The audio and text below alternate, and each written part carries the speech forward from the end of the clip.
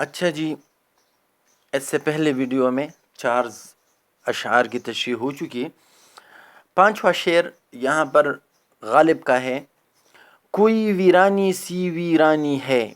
کوئی ویرانی سی ویرانی ہے، دشت کو دیکھ کے گھر یاد آیا. یہاں یہ شعر بھی آپ اگر دیکھیں تو انتہائی مختصر الفاظ، سیدھے سادے الفاظ میں شاعر نے ایک بہت بڑی بات بیان کی ہے، ایک بہت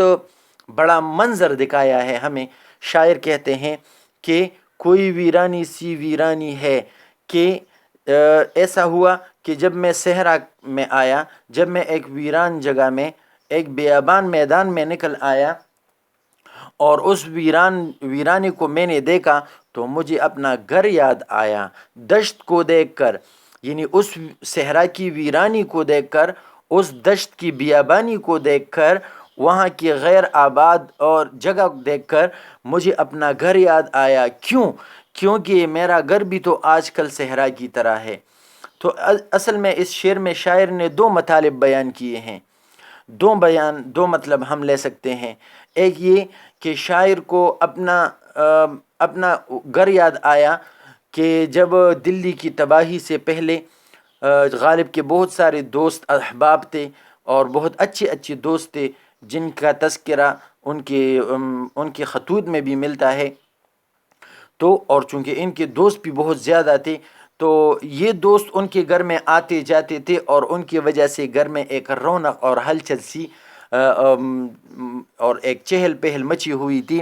تو شاعر کو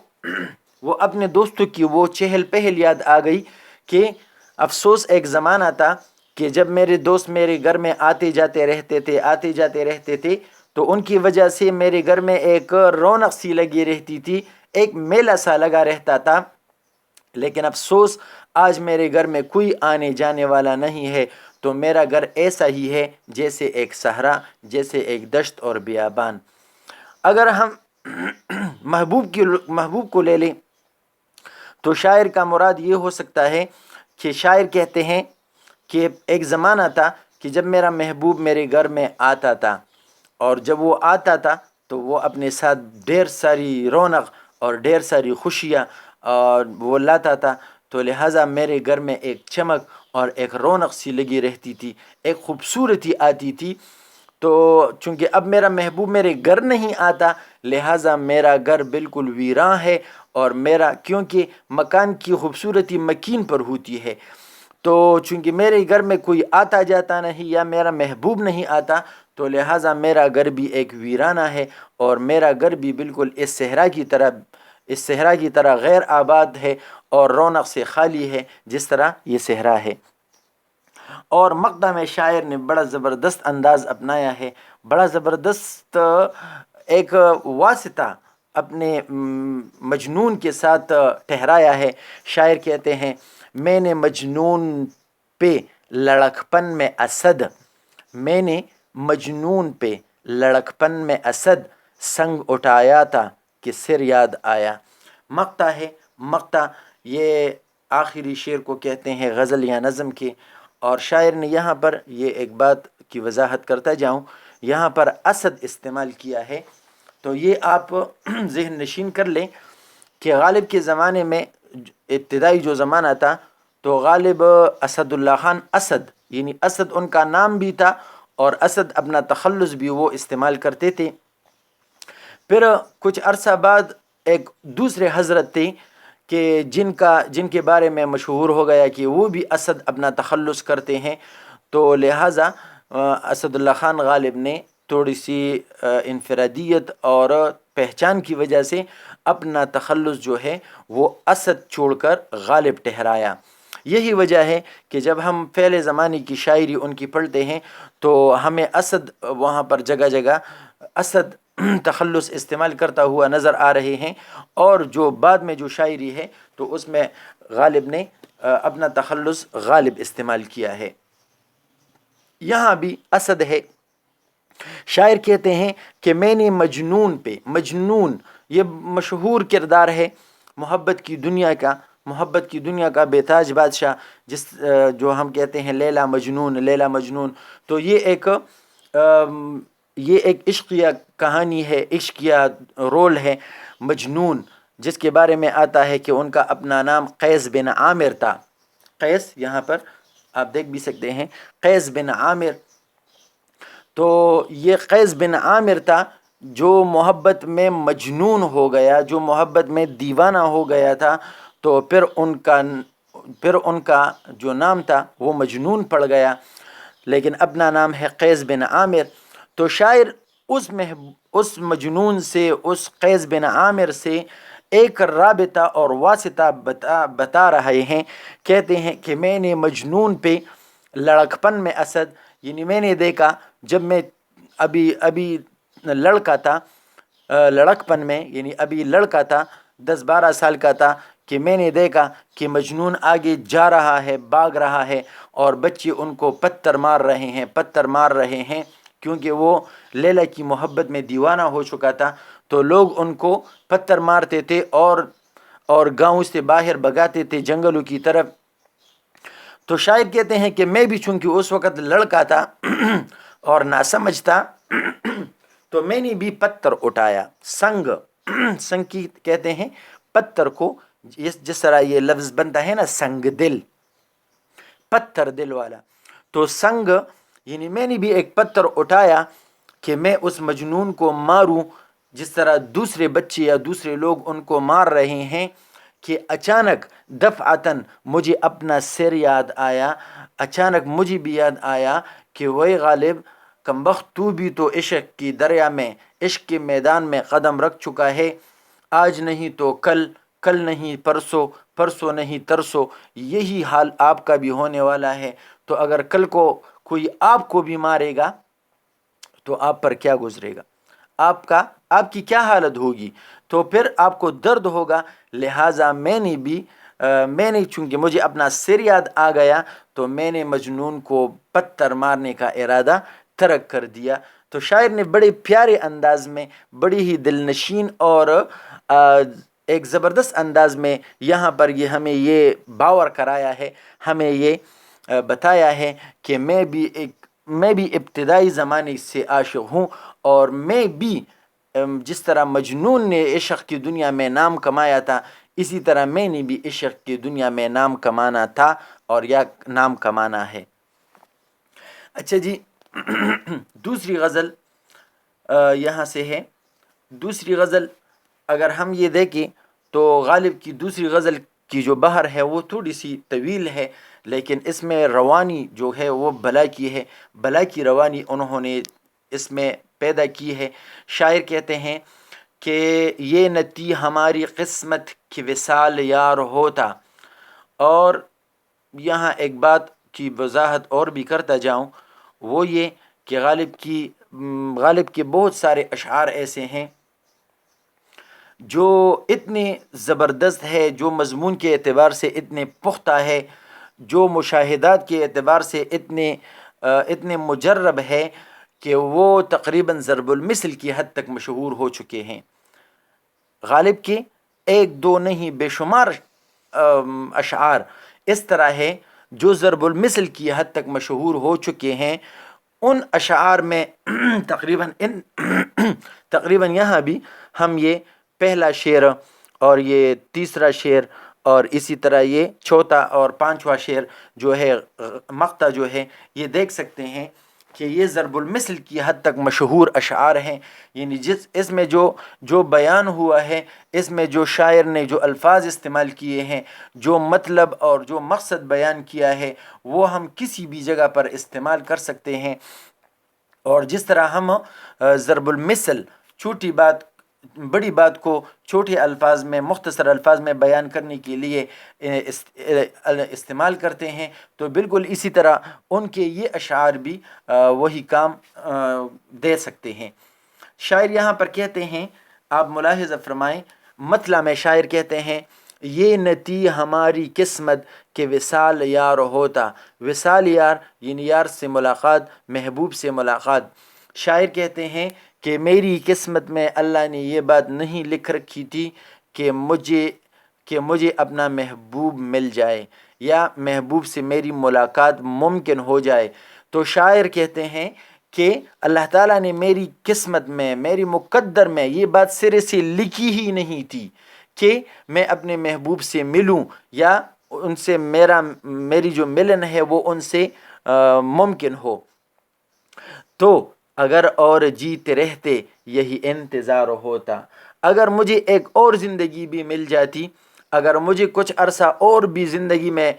دنیا میں رہنا پڑتا، 2-4 سال یا 5-10 سال، اگر مجھے اور بھی لمبی زندگی مل جاتی، تو چونکہ ایک چیز مقدر میں سرے سے ہے ہی نہیں، قسمت میں سرے سے ہے ہی نہیں، تو اگر مجھے ایک اور زندگی بھی اگر مجھے مل جاتی تو مجھے میرا اپنے محبوب سے جو ملنا ہے اور جو ملن ہے وہ مجھے دکھائی نہیں دے رہا، کیونکہ اللہ نے قسمت میں نہیں لکھی تھی۔ اگر قسمت میں ہوتا تو اسی زندگی میں محبوب سے میری ملاقات ہو جاتی، لیکن چونکہ میری قسمت میں نہیں لکھا ہے تو لہٰذا اگر مجھے ایک اور زندگی بھی مل جائے تو محبوب سے میری ملاقات وہ ممکن نہیں تھی، اور جو چیز مقدر میں نہ ہو اس کا انتظار کیسا؟ تو یہی انتظار ہوتا، یعنی میں پھر بھی اپنے محبوب کا صرف انتظار ہی کرتا اگر مجھے ایک اور زندگی بھی مل جاتی۔ اب اگر ہم یہاں دیکھیں تو جس طرح میں نے ضرب المثل کے بارے میں عرض کیا، تو یہ شعر آپ دیکھیں، اگر کوئی بندہ اپنی زندگی میں کسی مقصد کے لیے بے تحاشا محنت کرے، لیکن پھر بھی اگر خدا تعالیٰ کسی مصلحت کے تحت اسے وہ اس مقصد میں کامیاب نہ کرے، یا وہ جس چیز کے لیے محنت کر رہا ہے وہ چیز اسے حاصل نہ ہو، تو بندہ یہ شعر کہہ کر بات کا خاتمہ کر جاتا ہے کہ بس یہ چیز میری قسمت میں نہیں لکھی تھی، اور جو چیز قسمت میں نہ لکھی ہو تو ہم مسلمانوں کا عقیدہ یہی ہے کہ جو چیز اللہ نے قسمت میں نہیں لکھ رہی ہے ضرور اس میں ہمارے لیے کوئی مصلحت ہوگی، تو لہٰذا ہم دل پر پتھر رکھ کر صبر سے کام لے جاتے ہیں۔ اگلے شعر میں شاعر اپنے محبوب سے مخاطب ہیں، شاعر کہتے ہیں، تیرے وعدے پہ جیے ہم تو یہ جان جھوٹ جانا، تیرے وعدے پہ جیے ہم۔ ہر عاشق اپنے محبوب کے وعدوں پر زندگی گزارتا ہے، اور جو محبوب جو بھی وعدہ اس سے کرتا ہے وہ بس دل پر پتھر رکھ کر اور صبر سے کام لے کر اسے سچ جانتا ہے۔ حالانکہ یہ اردو شاعری میں یہ ایک روایت ہے کہ کبھی بھی محبوب عاشق کو راضی کرنے کے لیے اپنے وعدوں کو پورا نہیں کرتا، بلکہ وعدوں پر وعدے کر جاتا ہے، وعدوں پر وعدے کرتا رہتا ہے، لیکن اس کی پوری کرنے کا کوئی سبیل نظر نہیں آتا، کوئی وعدہ وہ پورا نہیں کرتا۔ اور اگر کوئی وعدہ پورا کرے تو پھر وہ وعدہ پورا کرنا وہ عاشق پر انتہائی گراں گزرتا ہے، یعنی چونکہ وہ خلاف معمول ہوتا ہے تو لہٰذا پھر اس کا عاشق کے لیے سنبھلنا وہ بہت زیادہ مشکل ہو جاتا ہے۔ تو شاعر یہی بات کہتے ہیں کہ تیرے وعدے پہ جیے ہم، یعنی اے میرے محبوب اگر ہم آپ کے وعدے پر اعتبار کریں تو یہ جھوٹ جانا، یعنی آپ نے مجھ سے جب بھی وعدہ کیا ہے تو جھوٹ بولا ہے، ہمیشہ مجھے ملاقات کے لیے مجھے ٹائم دیا ہے، یعنی مجھ سے وعدہ کیا ہے کہ میں ٹائم دوں گا اور میں آؤں گا اور آپ سے ملاقات کروں گا، آپ کو دیدار بخشوں گا، لیکن آپ وعدہ کر کے مکر جاتے ہو۔ اب مجھے یقین ہے کہ تم اپنا ایک وعدہ بھی پورا نہیں کرنے والے، تو کہ خوشی سے مر نہ جاتے اگر اعتبار ہوتا۔ شاعر کہتے ہیں کہ آپ نے اے میرے محبوب اتنی وعدہ خلافیاں کی ہیں، آپ نے اپنے وعدے اتنے توڑے ہیں کہ اب مجھے بالکل یقین ہو گیا ہے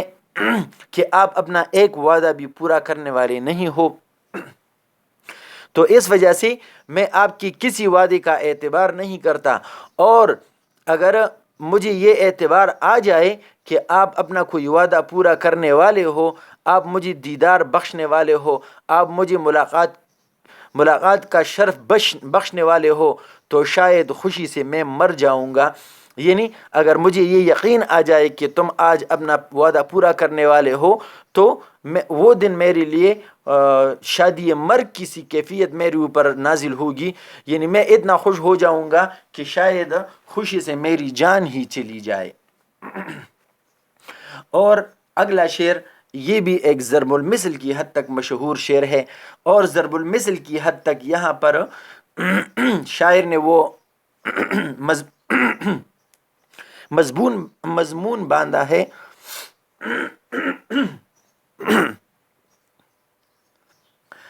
شاعر کہتے ہیں یہ کہاں کی دوستی ہے کہ بنے ہے دوست ناصح، یہ کہاں کی دوستی ہے کہ بنے ہے دوست ناصح۔ عام طور پر دوست جو ہوتا ہے وہ دکھ سکھ کا ساتھی ہوتا ہے،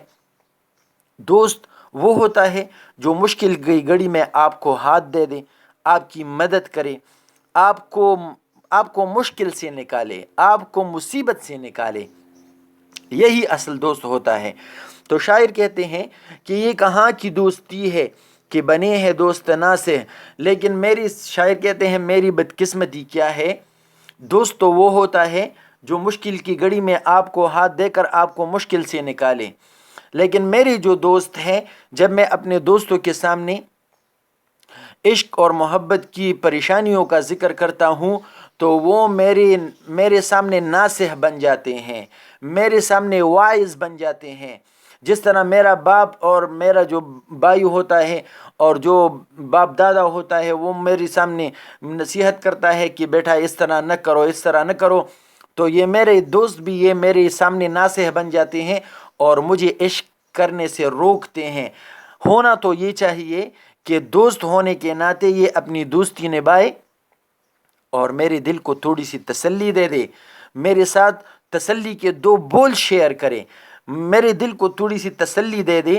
اور مجھے عشق کی راہ میں جانے کے لیے مجھے تھوڑا سا دلاسا دے دے۔ لیکن یہ کیا ہوا، بدقسمتی تو یہ ہے کہ میرے دوست بھی میرے ہم نوا نہیں ہے، میرے دوست بھی میرے ساتھ ہمدردی کے دو الفاظ شیئر کرنے والے نہیں ہے۔ تو اگلے مصرے میں شاعر کہتے ہیں کوئی چارہ ساز ہوتا، افسوس میرا کوئی ایسا دوست ہوتا جو چارہ ساز ہوتا، یعنی جو میرے زخموں پر مرہم رکھنے والا ہوتا، جو میرے ساتھ حوصلے اور ہمت کی دو بول شیئر کر لیتا، کوئی غم گسار ہوتا، اور کاش میرا کوئی دوست میرے ساتھ ہمدردی کرنے والا ہوتا، مجھے عشق کے میدان میں اور عشق کی بازی میں جانے کے لیے مجھے تھوڑا تھپتھپاتا اور مجھے تھوڑا حوصلہ اور ہمت دلاتا۔ تو یہاں پر شاعر آپ دیکھتے ہیں کہ شاعر اپنے دوستوں سے نالاں ہیں، کہتے ہیں کہ میرے دوست جو ہے وہ میرے سامنے واعظ اور ناصح بنے ہوئے ہیں، کوئی میرے ساتھ تسلی کا نہیں ہے، حالانکہ دوست کا کام یہ ہے کہ وہ دوست کو تسلی دیتا ہے اور مشکل وقت میں اس کی مدد کرتا ہے۔ تو عام زندگی میں اگر کسی بندے کا دوست ہو اور وہ مشکل میں اس کی مدد کرنے کی بجائے اسے واعظ بنے اور اس کے سامنے واعظ اور نصیحتیں داغے، تو پھر ایسی موقعوں پر یہ شعر بندہ ضرب المثل کی طرح استعمال کر سکتا ہے۔